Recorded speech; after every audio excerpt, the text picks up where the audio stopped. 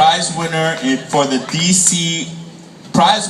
of the DC Excellence in Theater Award for his solo show unFRAMED, which has been performed in NYC, DC, Massachusetts, New Jersey, and on and on and on.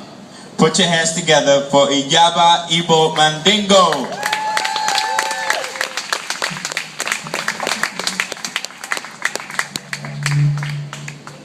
Hey everybody. Hey.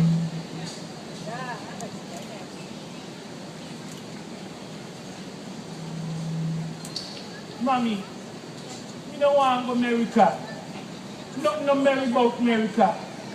You don't want to buy no mango there supermarket. You want to pick it off a mango tree and besides, all the milk and honey done share out.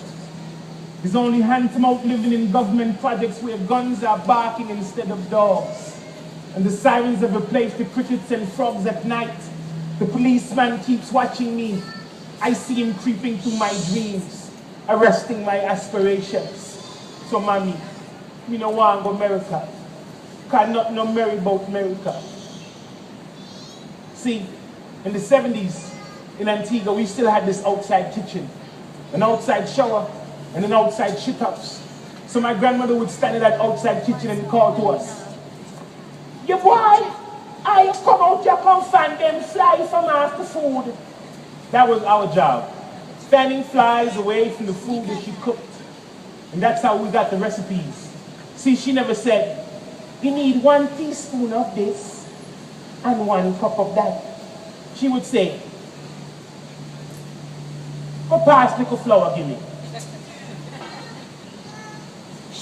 "You little boy, you say stop farm the fool and go bring some flour, give me. And pass little time too." What she did drill to us as we fan flies were her life mantras. You better learn how to cook, and you better learn how to clean. Yes, mother. And you better learn how to iron. Yes, mother. And you better learn how to sew. Yes, mother. Because if I don't learn how to do them things, woman will take advantage of you and turn you in a party show. Yes, mother. She was right. Most of my friends did not get that kind of training. So they women treat them like party shows. Clowns. Me, I have yet to find a woman that could cook, clean, iron, or sew better than me. Yes, mother. I miss that old lady, you know. And when I think of her, I think of home. When I think of home, I think of marbles, winner take all. And these big arguments we used to have about whether the winner take all rule was in effect. Kites from coconut tree branch stem with some of grandfather's straw to make the kite tail, and string to fly the kite as we would run and fly kite all day to rock up glass buckle and cassie and hot asphalt that make you hot like my side. Climbing mango tree and yamming mango till the juice run down your arm and drip off your elbow. And guava trees and guava cheese and bread and cheese and bun and cheese and coconut tart that make your heart jump for carnival, jump for Juve morning, whining behind some sexy body girl. No care when nobody tell you, you will always be my sugar apple. Running from John Buell, running from Makajumbi, running to play all day Sunday in the turquoise ocean and eat purple beach grapes and red juicy pomegranates and yellow June plums and sweet sops and sour sops. My grandmother used to make us eat the stem of the sour sop when we pee in the bed to make you stop pee in the bed. And if you cover up with soursop leaves and blankets, it brings down your fever. Rain falling on galvanized roofs that lull lovers to bed and children to sleep. To awaken to the cock-a-doodle-doo of the cockfowl at dawn and run and play again all day. And remember the joy of a third world boy oblivious to the USA. See, in the West Indies, my grandmother had this trick she would use if you started misbehaving in the market. No time else happened here. She had to shoot, walk over to you, all the while waving, saying hello to the people she knew. Hello, how are you? Good to see you, darling. As she took your ear and turned it slowly backwards while you stood there, twisting up onto your tippy toes in pain. She only would have to do that to me once. I would see the stare, drop what I was doing and run to her side. Yes, mother. You're still good. You guys can hear me, right? Yeah. Yeah, they still can hear me, mother. See it.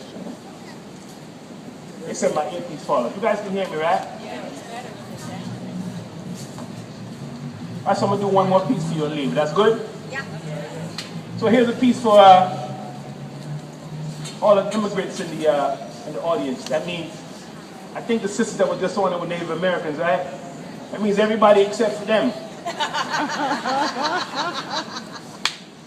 Ready? Maybe I blinked, but I don't think I remember seeing her from the plane. I was looking for an Ellis Island vibration when I entered this nation, but this place wasn't mine to have. One day I went looking for her, to get some liberty from her. I wondered if she'd have anything to say, but I think they closed her mouth the same day they closed Ellis Island. I walked inside her dress and looked up past her breast to see her crown near from the ground.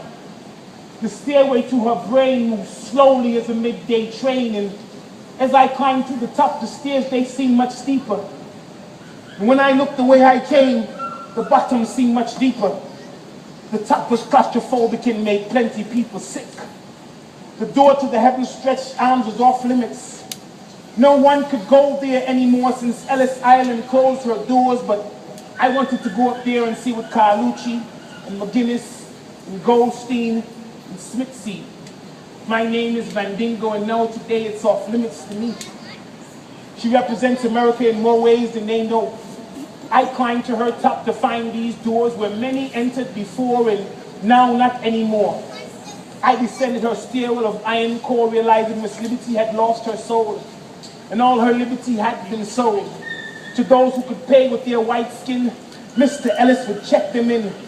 European second home where the Indian and Buffalo used to roam, and third world people get sent back home by xenophobic offspring of European boat people who now write laws that would have sent their great-grandparents back to Ireland, back to Italy, back to Russia, back to Western Europe, back to feeling black like third world people waiting for Mr. Ellis to write his sequel.